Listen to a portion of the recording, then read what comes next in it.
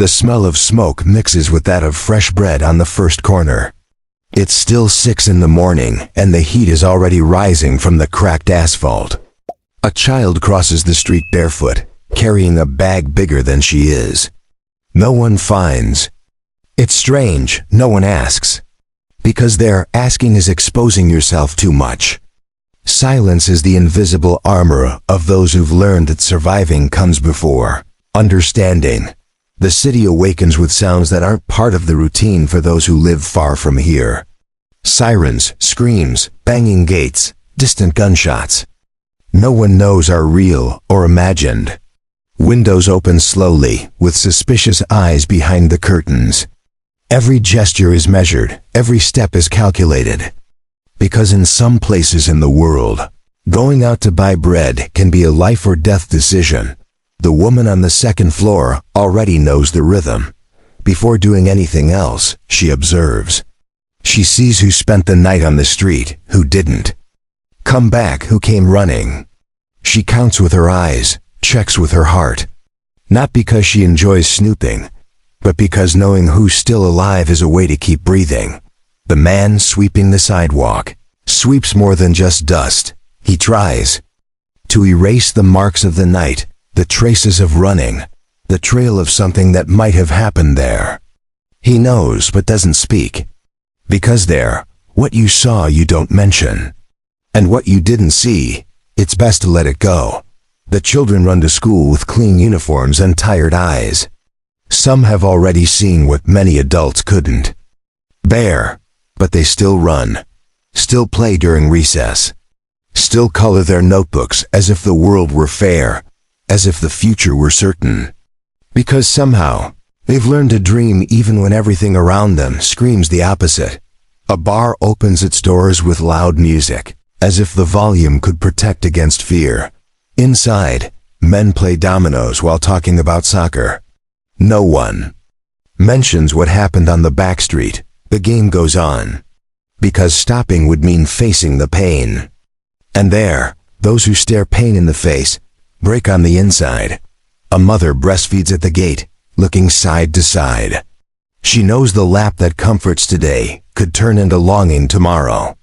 But even so, she hums softly, trying to teach the baby a melody that isn't made of fear. She wants him to memorize her voice. Not to sleep better, but so that if one day she's gone, the sound will still be alive somewhere in his memory. The market on the lower street smells of fruit and tension. The stalls are full, so are the vendors' eyes. Each one watches the movement with an attention that goes beyond selling. They know any unusual sound could be the signal, the warning, the beginning of something no one wants to see again. There, no one lives on autopilot. Every second demands presence. You can't forget where you are, not even for a moment, because forgetting comes at a high cost. And sometimes, the price is what you hold most dear.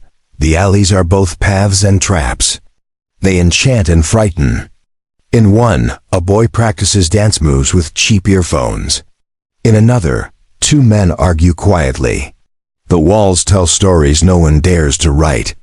Stories that bleed through the cracks and trickle into the drains.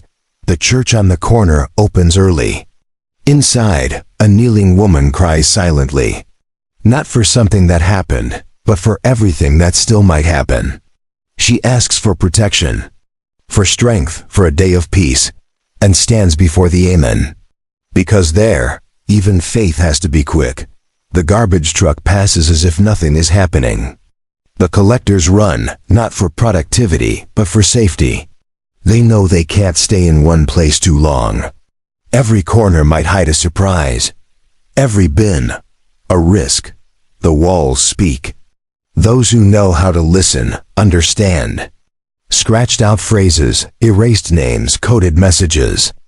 Each one carries the weight of a loss, of a scream that couldn't be released, of a swallowed revolt.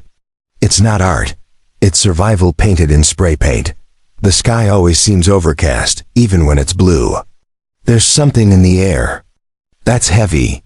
A kind of fear that doesn't shout, but whispers constantly. That drags along the sidewalks and hides behind corners. And still, life insists on going forward. A girl rides by on a bicycle with a dog behind her. She smiles, and for a moment, everything seems normal. But it's only a moment. Because right after, she stops, looks back, and pedals faster. As if she knew the city watches every move. Buses have no fixed schedule. But everyone learns to wait. Wait at the stop, on the wall, by the gate. Wait for the best, and fear the worst. Because living there is exactly that. Constantly balancing between hope and fear. Some call it hell. Others call it home. Because even with everything, there are those who love that piece of ground. There are those who fight for it, who build, plant, teach. And none of that shows up in statistics. The headlines only talk about the numbers, the dead, the robberies, the operations. But they don't mention the elderly lady handing out soup on the sidewalk. Or the teacher who walks to school because he believes education can still save lives. There is love there. A tired, wounded love, but still love. A mother's love, a friend's love, a neighbor's love. Love that hides for safety, but reveals itself in the details, in the small cup of coffee, in the note on the door, in the scolding that protects. The walls are thin. So are the secrets. Everyone knows what the other lives through, but no one points fingers. Because there, judging is a luxury one can't afford. Those who judge become targets. Those who understand, survive. There are codes. Rules that are written. Nowhere but everyone knows. Don't stare too long. Don't ask too much. Don't be in the wrong place, at the wrong time. And if possible, don't be noticed. And even so, there is beauty. There's a colorful sky at the end of the afternoon. There's music escaping from a window.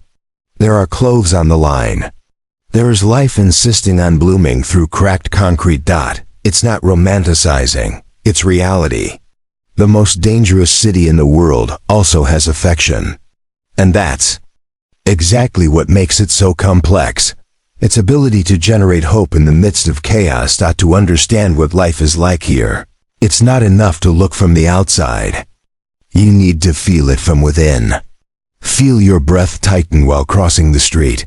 Feel your stomach twist with the news. Feel the relief of returning home in one piece. The danger is real. But so is the resilience. And maybe that's this place's greatest strength. The ability to not disappear, even when everything tries to erase it. Every day, someone chooses to stay.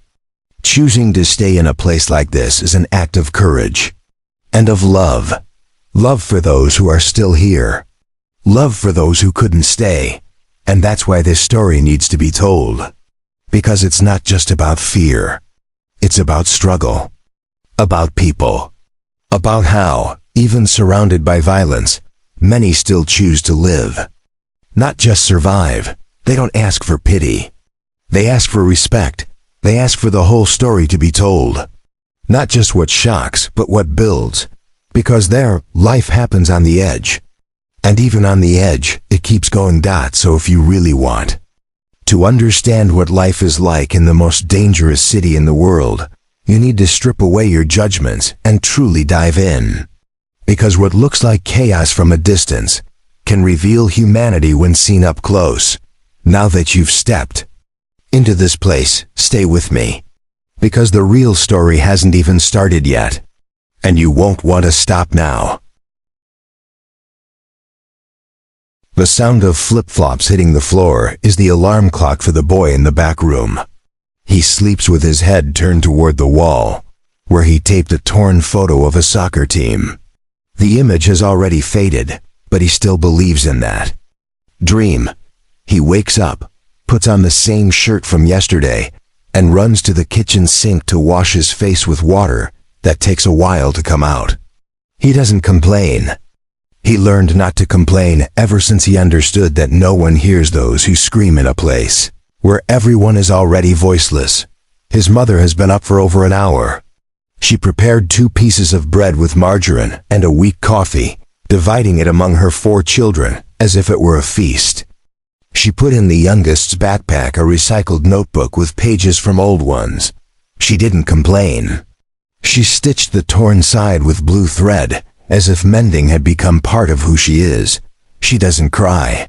Those who cry there learn to cry inwardly, like someone who swallows their pain so it won't spill out in front of others. Outside, the elderly neighbor smokes while staring at the ground. He hasn't spoken to anyone since he lost his son. He listens but doesn't respond. He watches the movement of cars, motorcycles, life slipping away through the alley. A dog lies at his feet, as if it too has given up running. The old man scratches the animal's ear with the tip of his flip-flop, a mechanical gesture repeated every day, like someone seeking some contact with what remains of human warmth. At the corner barber shop, the radio plays loudly a song about longing. The barber cuts hair and listens to stories that no one else wants to hear. He knows about the missing people, the fights, the unresolved passions, and the dreams aborted before they could begin. He listens, cuts, nods his head, and in the end, says, "It'll be all right, brother," even if he doesn't believe it. Because sometimes, giving hope is all that's left when reality allows no more. The main street is alive but lives in fear. Movement is constant, but eyes don't meet eyes. Everyone looks straight ahead, as if fearing that a long days might be seen as a challenge. There are invisible codes. A grocery bag could hide anything. A helmet in hand could be a warning or a threat. No one is certain of anything. And that's what makes everything even more tense. At school, students arrive with hurried steps. They know the closed gate represents temporary relief. Inside, they pretend everything is normal. They copy from the board, laugh at jokes, draw in the corners of their notebooks. But there's a different silence when the teacher talks about the future. Some lower their heads. Others look out the window. Because future is too big a word for someone who doesn't even know how they'll get home. The school principal already knows the faces that disappear. She knows when a student doesn't come back. She doesn't ask. She just makes a note, calls the parents when she can. Sometimes she cries alone in her office, not because of the numbers, but because of the names, because of the stories she saw begin and won't see end, because their time doesn't guarantee continuity, only momentary presence. And that, by itself, is already a victory. In the improvised field behind the church, boys play soccer with one torn shoe and another borrowed. The goal is made of 2 bricks. The referee is the oldest in the group. And the cheering crowd, an old man who always comes to watch and brings a bag of candy at the end of the game. He says he believes in them. And in that moment, each one there believes too. Because it's in the break between dangers that moments worth living are born. A black car drives slowly down the lower street. The windows are dark. No one looks directly. The voices soften, the footsteps stop. A woman grabs her son by the backpack and pulls him close. Only after the car turns the corner does the neighborhood breathe again. Nothing is said. But everyone understood.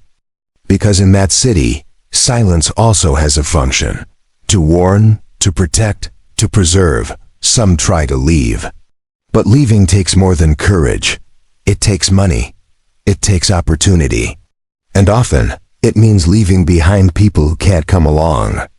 That's why many stay, not by choice, but because there's no other way.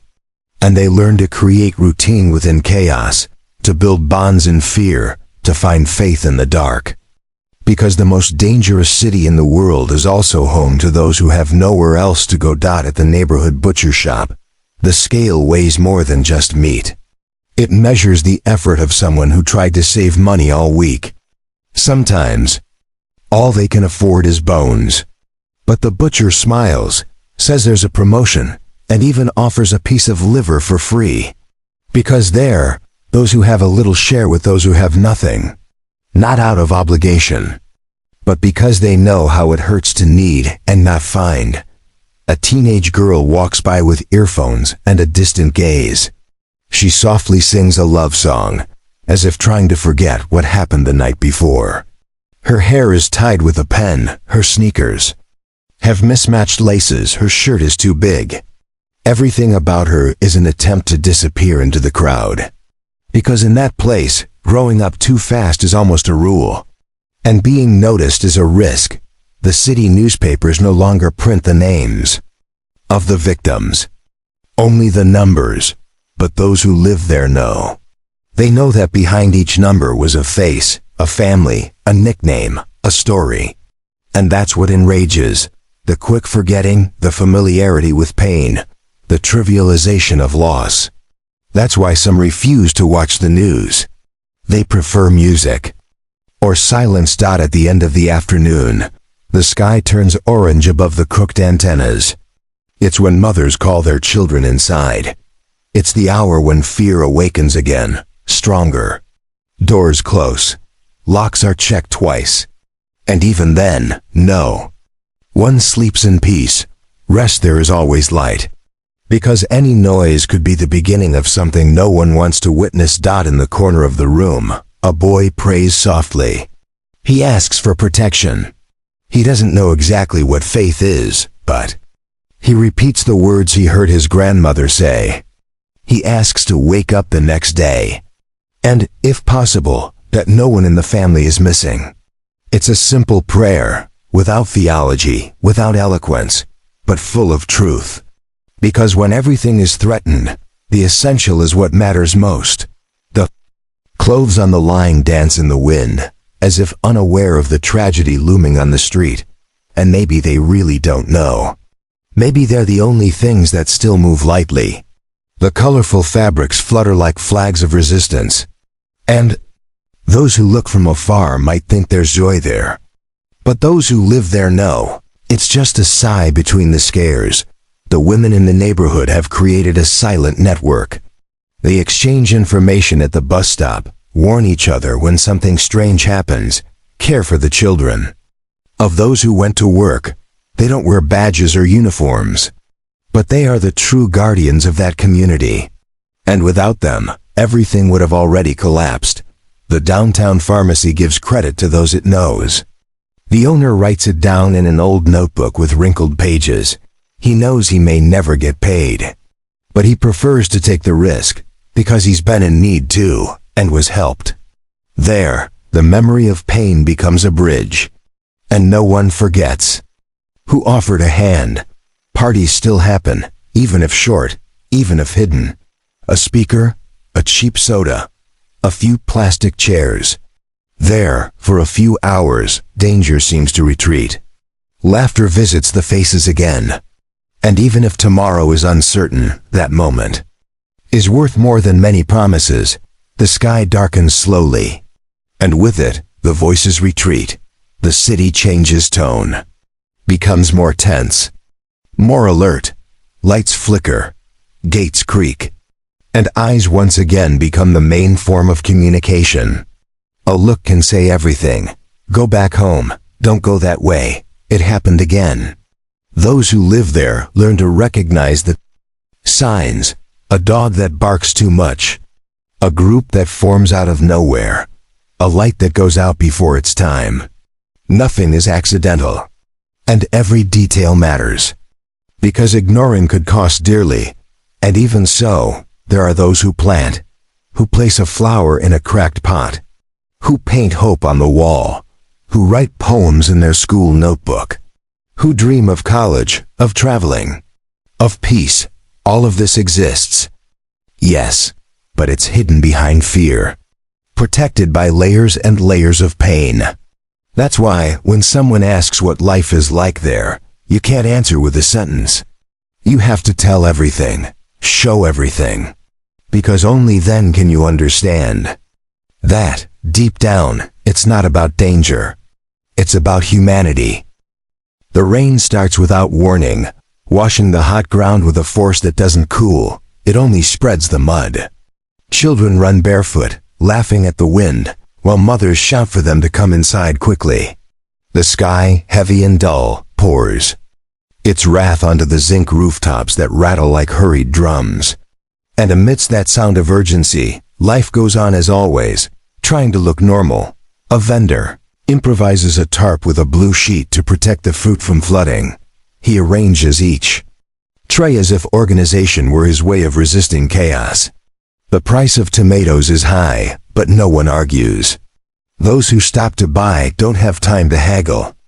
They pay, thank him, and walk away with the bag pressed against their chest, as if holding something far more valuable than food. The noise of the rain muffles the sounds of the street, but doesn't silence the thoughts. A boy sitting on the bakery steps watches everything in silence. He counts cars, memorizes license plates, notices who went in and didn't come out. It's not a game, it's learning. Because in that city, childhood teaches what books will never record. He doesn't dream of superheroes, he dreams of escape, of silence, of a life where he doesn't have to pretend to be okay. His grandmother used to be a teacher. Today she looks after the grandchildren while her daughter works. She spends the morning with the Bible open on her lap, glasses slipping down her nose, eyes fixed on a page she's read dozens of times. She says that's where she finds strength.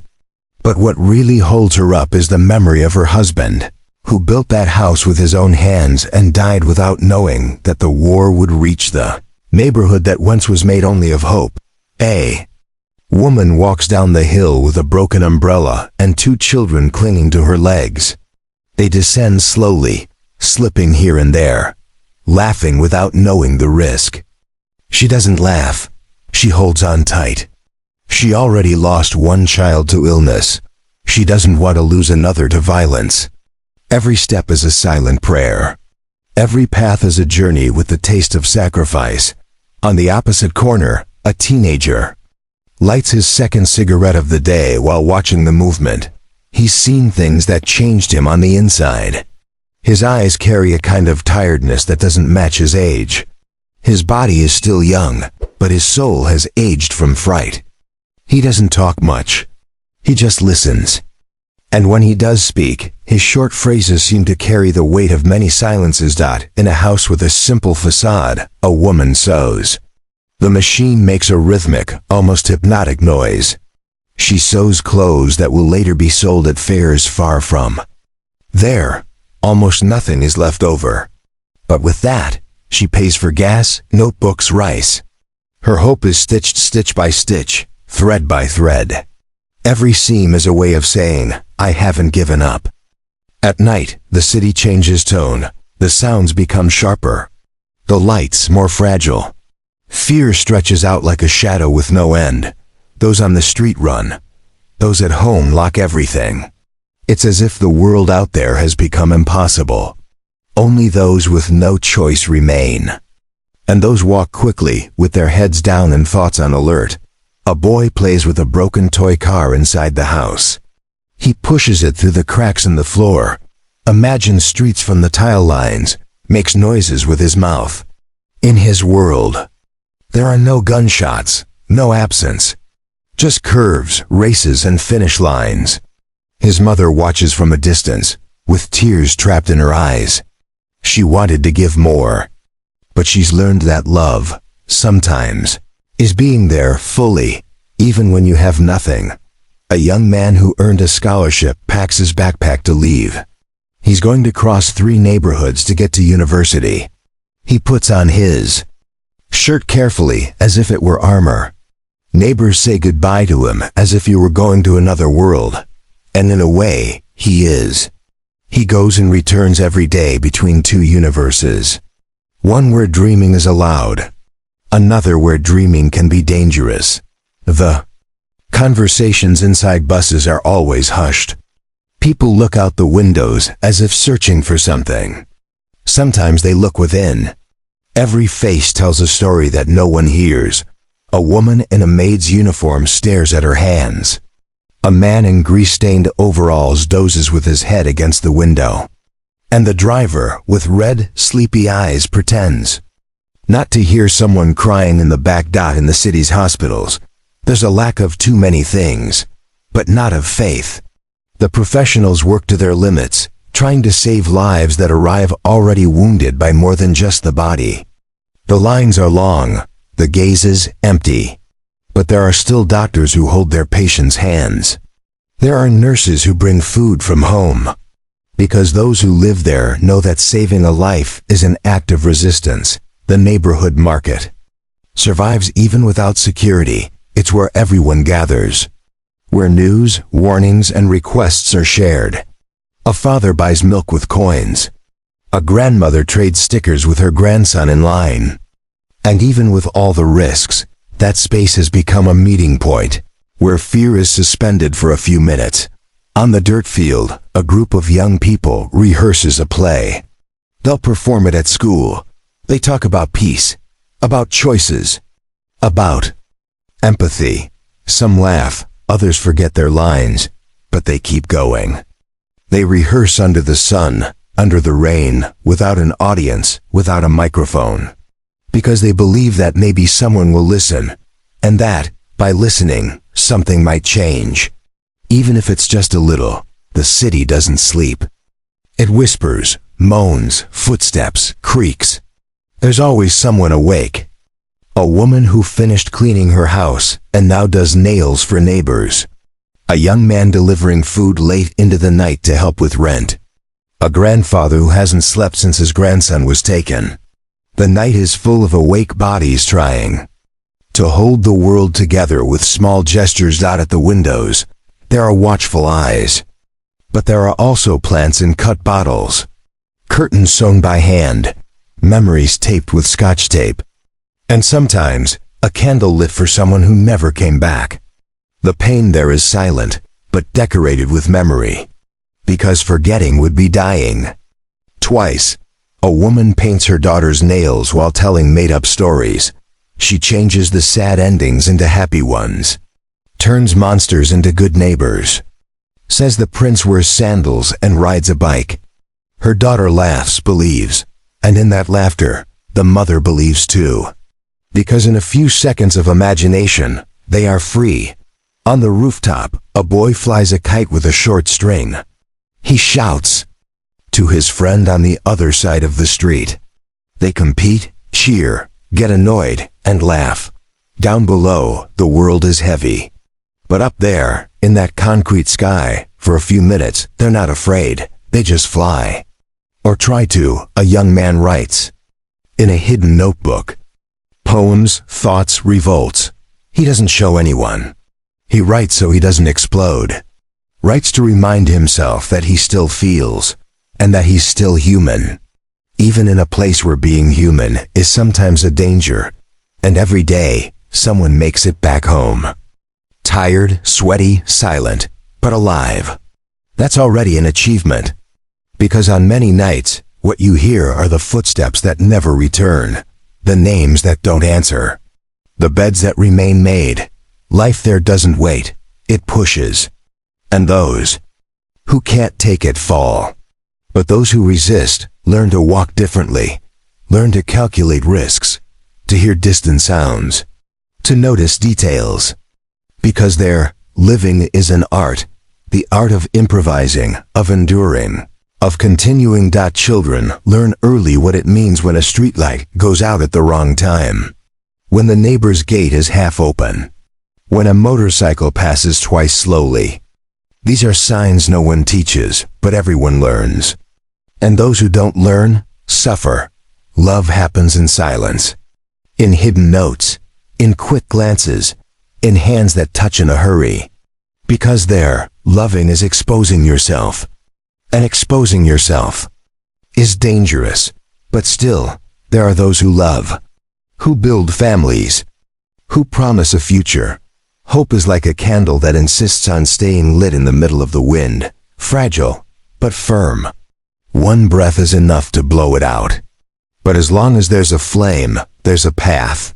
And many there have become guardians of that little light.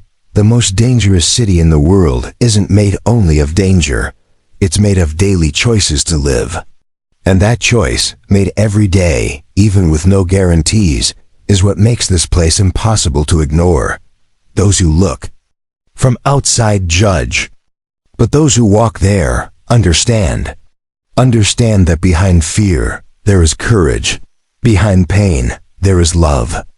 And behind statistics, there's a name, a face, a story. And that's what no one shows. But we are showing it now. With truth, with respect, with the eyes of those who see beyond the violence. Because that's how you truly discover what life is like, where death waits around the corner. An elderly woman sweeps the sidewalk as if drawing the ground with her broom. Her movements are slow, careful, almost ceremonial. She doesn't just clean the dust. She tries to remove the invisible remnants of the previous night. Every fallen leaf, every cigarette butt, every dried stain on the pavement seems to carry a piece of a story she prefers to erase before someone asks. Her silence is respected by all. No one dares to interrupt. She has seen too much and survived it all with the dignity of someone who turns pain into routine. Across the street, a delivery rider tightens his helmet and starts the engine. He's about to cross the city at full speed, facing not just traffic but the constant fear of being mistaken, stopped, robbed, or shot. He smiles before leaving, but his eyes reveal the fear he carries with each delivery. He's been held at gunpoint twice. He's lost friends in the same job, doing it for the same reason, to pay the bills. But he keeps going. Because stopping is a luxury. And luxury, there, costs lives. In a narrow alley, two girls braid each other's hair. They sit on a piece of cardboard, laughing at simple things, whispering secrets. One of their mothers watches from a distance, trying to freeze that image in her memory. She knows the time will come when it's no longer safe to play in the street, when childhood will be interrupted. That's why she lets them. Because that moment of peace is gold-shaped like laughter. The shopkeeper who opens the little hardware store wipes the rusted sign with a damp cloth. It's a small gesture, almost unnoticeable, but it carries a kind of hope that's hard to explain. He knows he might not sell anything today, that he might have to close early because of some movement in the area, but even so, he opens. Because opening the door every day is his way of challenging fear. It's his way of saying, I'm here. A young girl walks alone through the narrow corridor of the housing complex in her school uniform. She always walks alone. She's already learned to walk firmly, look straight ahead, ignore provocations and veiled warnings. Her mother prays as she watches her go, trembling hands holding the curtain. It's a silent crossing between the desire to protect and the need to let her grow. And there, growing up means learning how not to disappear. The doorman of the peeling building greets everyone with a discreet wave. He doesn't talk much, but he's always alert. He's already prevented robberies, put out fires, helped residents in crisis. And even earning little, he never fails to say good morning. He knows every face, every routine, every absence. And when someone is gone for days, he feels it. He notices. He stores the name of who didn't come back. In an improvised garage workshop, a man fixes bicycles. He tightens the chain, adjusts the brakes, changes the pedals with calloused hands. He earns little, but every bike he fixes means a child gets to play again, or a delivery rider gets to work again. He knows that, and that's enough. Because in places where tomorrow is uncertain, doing good today is what keeps the world standing. Walls are always painted in bold colors, red, blue, yellow, as if the paint wanted to shout where the voice cannot. There are drawings made by local youth, some with powerful phrases, others honoring those who are gone. Those walls speak to those who know how to listen, and those who live there hear them. Even if they don't respond. At the bakery, a young man writes tabs in a thick notebook with folded greasy pages. He knows the names, the surnames, the stories of almost everyone. Sometimes he forgets to charge. Other times, he gives extra bread. Because he knows that hunger doesn't wait for payday. And he also knows that those who have nothing today share tomorrow. Trust there is worth more than any bill. A child cries because she doesn't want to stay alone while her mother goes to work. The mother holds the little one in her arms, whispers promises, gently wipes her face, and hands her to the neighbor with a kiss on the forehead. She walks away with her heart tight, but with the certainty that she has no choice. Working is living. And trusting others, even with fear, is a necessity that became law. In the classroom, the teacher writes slowly. Every word on the board is an attempt to open windows in the students' minds. He knows many won't make it to the end of the year, but he teaches as if they all will, and sometimes one does.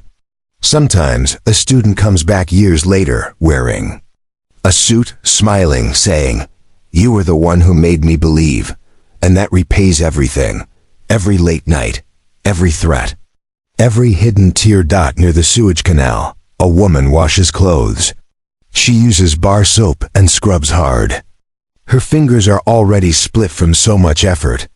But she sings loudly, as if her voice could cover the bad smell, the sound of gunfire, the weeping of homes. And those who pass by hear it, and sing too. Because in that city, music is still a form of healing. A teenager draws on the bedroom walls with charcoal. He depicts monsters, streets, helicopters, trees, boys with wings. No one understands his lines, but he does. It's the way he found to organize what he feels. Because he can't express in words what weighs on him inside. He draws and breathes. Better afterward. In the house next door, a young man cares for his grandmother with Alzheimer's. He bathes her, cooks, tells the same stories 1,000 times. She's forgotten everything. But she still smiles when he sings the song her husband used to sing. In that smile he finds strength, even tired, even frustrated, even wanting to vanish. Because he knows that love sometimes is continuing even when there's no longer a response. At the health clinic, a woman has been waiting since 5 in the morning. Her chest hurts, but she doesn't want to worry anyone. She just wants to be seen quickly and return home. She drinks water from a plastic cup, holds her purse on her lap, and looks at the old soap opera playing on the wall-mounted TV. She smiles to herself, because it reminds her of her mother, who used to watch that same show. And in that memory, she forgets the pain for a moment. A young man tries to record a video for the channel he created. He wants to show what life is like there, without romanticizing, without exaggerating, just show it. But the internet doesn't cooperate. The phone freezes. He loses his patience, but doesn't give up. Because he believes that if the world knew what happens there, maybe someone would care, maybe someone would help, maybe someone would understand. The days pass like leaves carried by the wind, some heavier, others almost good. But none are simple. Everything has layers. Everything has risks. But there are also people who don't give up, who wake up before the sun, who go to bed after the moon, who care, who persist, who dream even with their eyes open. And when someone new arrives in the city, they notice right away. Not by the smell, not by the sounds, but by the eyes. The eyes of those who live there don't lie. They're deep eyes that have seen more than they should, but that still shine, even if faintly. In churches, in spiritual houses, in homes, faith spreads in different forms. Some pray, others sing, others light candles. But all of them, without exception, ask for the same thing: peace. Not luxury, not fame, just peace. A day without fear. A full night's sleep. A hug without goodbye. And despite everything, despite the label, the risk, the pain, there is still love. There is still solidarity. There is still beauty. Not the beauty from magazines, but the one born from effort. From small gestures, from the right word at the right time, from the quiet presence that says, "I'm here." That is what holds everything together. That's what the world doesn't see, and that's why these stories need to be told. Because there, where many only see danger, there's also everything that makes life worth living. Time moves slower when the city sleeps, or tries to. Because here, sleeping is a calculated risk. Some pass out from exhaustion. Others doze with one eye open, their bodies stretched out on the couch, their souls suspended between yesterday and whatever might come next. The fan creaks. The clock seems to stop. And the silence, when it comes, is not light. It's a thick silence. Heavy. As if even the air knew something could happen at any moment. On the porch of a modest house, a woman smokes her last cigarette of the night while talking to herself. She goes over the day in her head, like someone balancing bills before sleep. She says the names of her children, of the sister she hasn't seen in years, of the husband who left and never returned. She looks at the sky as if searching for an answer. But the sky doesn't reply. It never did. Still, she insists. Because to believe here is the only allowed stubbornness. The boy who is playing with toy cars is already in bed. His mother, tucked in the sheet carefully, kissed his forehead, even afraid that this act of affection might become yet another goodbye. She lies down right after, but doesn't sleep. She listens to the sounds of the street as if they were chapters in a book she's read 1,000 times. The drunk man's shout. The motorcycle speeding by. The siren that never says where it's headed.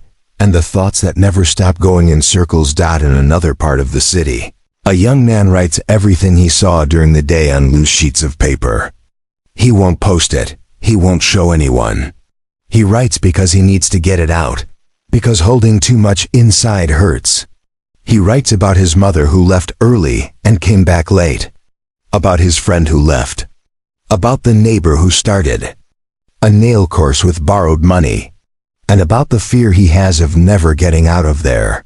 Meanwhile, 2 police officers take turns in a patrol car, slowly driving through empty streets. They don't talk much. They're too tired for words. Both know those alleys like their own rooms.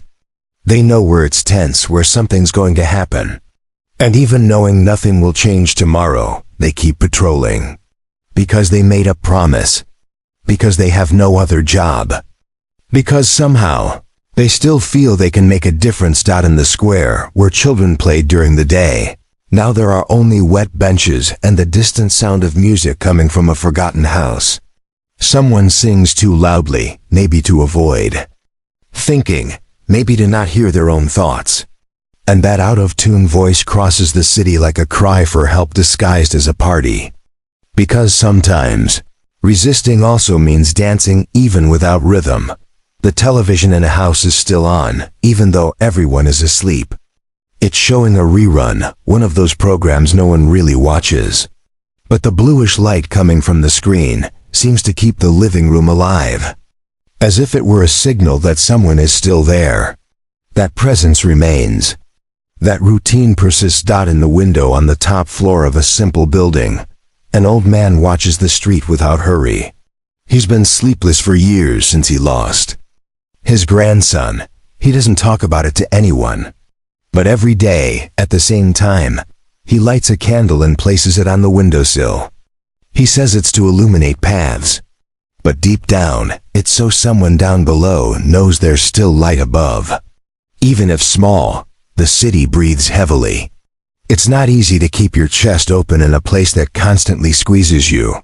But still, the breath continues, tired, gasping, interrupted, but alive. Because here, living is an act of insistence. A choice made without options. A path followed even with the ground collapsing. And even with all that, there are dreams. Dreams of leaving, of staying, of getting better, of surviving, of being seen. Dreams that no one takes seriously, but that keep growing like plants in asphalt, cracking concrete, breaking walls, believing in the impossible. The next day, the sunrise is just the same. But those who live here know that each day is different. You never know what you'll face. But you get up anyway, put on your slippers, wash your face, drink coffee, and go, because stopping means dying. And here, no. One wants to die more than they already have inside. On the first bus, new and familiar faces share the same tight space. There's exhaustion in every corner. But there are also exchanged looks that say stay strong. Small gestures that hold up hope. An elderly woman gives up her seat. A young man holds someone else's backpack. And that short ride becomes a reminder that there's still humanity even in the middle of pressure. A boy walks to school clutching his lunchbox tightly. His father follows from a distance, disguising the watchful eye. He doesn't say anything, just watches. Because he's seen other fathers' sons not come back. And seeing your child disappear in a place where death lurks is the kind of pain no man should know. The stores open their doors little by little. The sound of metal shutters rising blends with the birdsong no one notices anymore. The world seems to start over. But it only seems, because deep down it just continues. And continuing here is already a lot. In the lottery line, a woman calculates. On her phone, she's got 2 overdue bills and a promise made to her daughter, bring back a treat. She knows it won't be enough, but still, she smiles. She buys the treat and promises she'll figure it out. Because promising, even without certainty, is a way to keep the heart beating. A young man walks by with a sweat-soaked shirt, a lunchbox under his arm, and a dream in his pocket. He wants to start a business, get out of rent, move his mom somewhere else. He's lost friends, almost lost his faith. But he still believes, and that belief is what moves him. Not the paycheck, not the boss, belief, that's it. On the school sidewalk, parents wait for their children with watchful eyes. Some whisper among themselves, others just wait. And when the gate opens, there's relief, there's a hug, there's life. Because each return is a small victory. A daily miracle no one celebrates, but everyone feels. The morning newspaper shows headlines about violence, the economy, and politics. But there, the real headlines are in people's eyes. In calloused hands, in patched-up streets. In invisible gestures. Because those who live in this place know that heroes aren't on covers. They're in narrow hallways. In improvised kitchens. In bedrooms that still hold dreams. A girl draws her own neighborhood in a sketchbook. Colors it with borrowed pencils. Adds trees where there are none. Flowers where there's only concrete. Smiles where there are bars. And when someone asks what it is, she answers, "It's what I wish it were." And that innocent, pure wish has a power no system can erase. On a rooftop, a couple dances to a song only they can hear. They're barefoot, laughing, spinning slowly. Down below, the city screams. But up there, there's silence and love. Even if only for a few minutes. Even if no one sees. Even if no one believes such a thing can exist in a place like this. The most dangerous city in the world is not only made of danger. It's made of people. Of memories. Of losses and things that remain. Of pain and discovery. Of heavy nights and days that try to be light. It's made of those who, even without knowing how, keep going. For themselves. For their children. For faith. For everything that might still be. It's not easy to live here. And there's no romanticizing. There's harshness. Anguish. Scars that no bath or prayer can wash away. But there's also beauty. A raw beauty. Honest. That only those with courage to look closely can see. Those who have never walked these streets may judge, but those who live on them learn to see what no one sees. Learn to find life where the world only sees death. Learn to love what can be loved, even if it hurts, even if it lacks, and maybe that's the secret, the ability to move forward with both feet on the ground and a heart in pieces. To build even with little, to fight even when tired, to believe even after everything. Because in the end, life goes on. And that, in itself, is a miracle. If you made it this far, maybe you felt a little of what these people live every day. And if you felt it, then you understood. Understood that this story isn't about statistics. It's about humanity. And if any part of this reality touched your heart, share it. Not out of pity, but out of respect, out of empathy, out of truth. Because the stories of these people need to be seen, need to be felt, need to be remembered. This channel exists to tell what the world pretends not to see, to give voice to what was silenced, to show that even where pain lives, life still exists. And if you believe these stories deserve space, subscribe. Turn on the bell and be with us on the next journey. Because this is not just a video. It's resistance in the form of truth.